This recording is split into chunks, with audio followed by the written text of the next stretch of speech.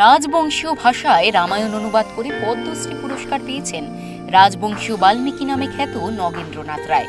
কেন্দ্রের তরফ থেকে ফোন করে তাকে বিষয়টি জানানো হয়। কথাটি শোনার পর থেকেই যেন স্বপ্নের ঘরে রয়েছেন নগেন্দ্রনাথ বাবু। 2011 সালে শিক্ষারত্ন পুরস্কার, বঙ্গরত্ন বা বঙ্গভূষণ পুরস্কার যেখানে মেলেনি, সেখানে শটান পদ্মশ্রী। বিশ্বাস হবেই বা কি করে?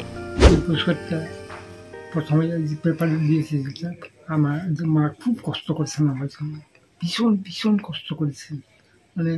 ওনার কোনো দিন আমার যে কষ্টের জীবন তার শুনতে রাত হয়ে যাবে।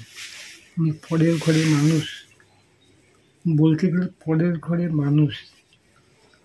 আমি ডক্টর সত্যেন্দ্রনাথ রায়ের দুধ ভাই ছিলাম, যারা তাদের দুধ ভাই বলা হয়।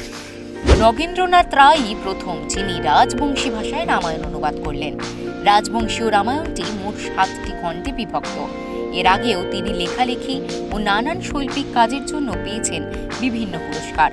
দেখুন, উত্তরবঙ্গের এবারে 2025 সালে কেন্দ্র সরকার যে পদ্মশ্রী প্রাপকের তালিকা প্রকাশ করেছে, তাতে উত্তরবঙ্গের মধ্যে ইনি একমাত্র রয়েছেন, মাননীয় শ্রী নগেন্দ্রনাথ রায় মহাশয়। তো স্বাভাবিকভাবেই উনি রাজবংশী ভাষাতে বা কামতাবরী ভাষাতে গীতা, রামায়ণের মতো মহাকাব্য তিনি অনুবাদ করেছেন। এটা গোটা রাজবংশী সমাজের জন্য এবং উত্তরবঙ্গবাসীর জন্য একটা গর্বের বিষয়। আমরা চাই নিশ্চিতভাবে কেন্দ্র সরকার যেভাবে রাজবংশী ভাষার উপর কাজ করার যে স্বীকৃতি ওনাকে দিয়েছে, আগামী দিনে ভারত সরকার নিশ্চিতভাবে 8ম তফসিলে রাজবংশী বা কামতাবরী ভাষাকে সেখানে সম্মিলিত করবে। উত্তরবঙ্গবাসী তার জন্য অপেক্ষায় আছে।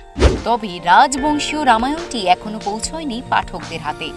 আগামী 1 বৈশাখের দিন জনসাধারণের জন্য প্রকাশ করা হবে বইটি। শিলিগুড়ি থেকে অরূপ পোদ্দারের রিপোর্ট, ওঙ্কার বাংলা।